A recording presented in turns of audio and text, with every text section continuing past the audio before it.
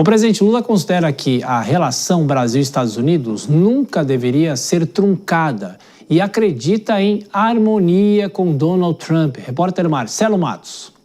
O presidente Lula garante que o Brasil foi semi-destruído nos últimos 6 anos e levou 2 anos para a reconstrução. Nós conseguimos, antes de governar, fazer o Congresso apresentar uma PEC para dar dinheiro para a gente governar. Porque a tranqueira que governava não cuidou disso, não cuidou. E esse país está arrumado. Há 1 ano da eleição e sempre cobrado pelo ajuste fiscal e também a redução dos gastos do governo, Lula falou que o Brasil hoje tem uma indústria da desconfiança, mas que o governo tem muita responsabilidade com a nação para o futuro. Então nós temos muita responsabilidade, muita. Vocês me conhecem, sabem o seguinte, não tem mágica em economia. Não existe mágica.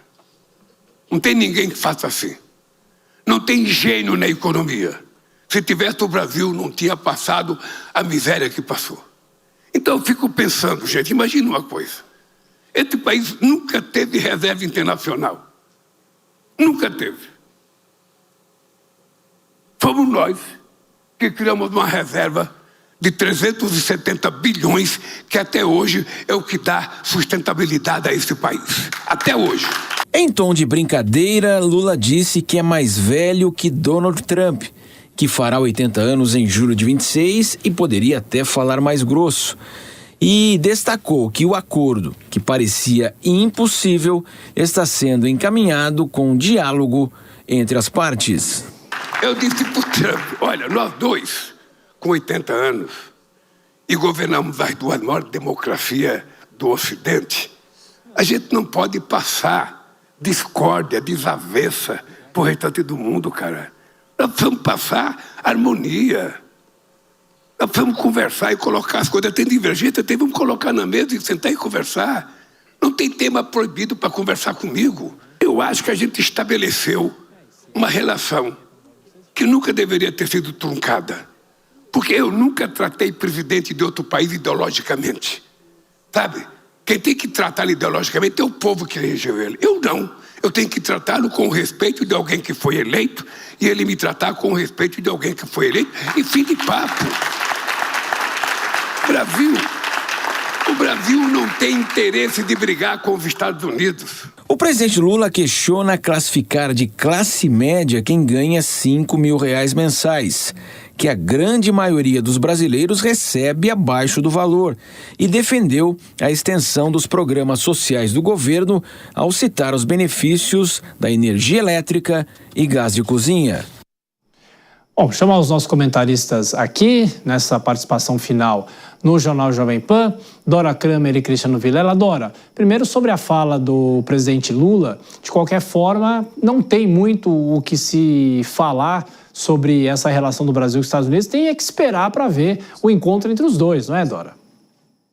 Olha, poderia ter falado menos, não ia fazer falta, não. Porque é o seguinte, tudo que aconteceu, as coisas caminham agora para o diálogo, não é por causa do presidente Lula, que se dependesse do Lula do palanque, não tinha acontecido. Isso é fruto de um trabalho, sim, tem participação do governo brasileiro, um trabalho conjunto do governo brasileiro, de um trabalho de bastidor, né? Eu não quero falar segundo escalão, porque é gente importante, gente da área técnica, como o vice-presidente Geraldo Alckmin, enquanto ministro da Indústria e Comércio, gente da diplomacia, gente da política, do empresariado. Houve um trabalho entre julho, quando começou o tarifaço, e setembro, quando houve aquele encontro casual, que não foi casual, foi só feito para parecer casual, mas está correto isso, né? Então aquilo foi fruto de um trabalho árduo. E aí o presidente Lula vende como se fosse algo realmente decorrente do carisma dele, da simpatia que ele provocou no Trump. Não é assim, né?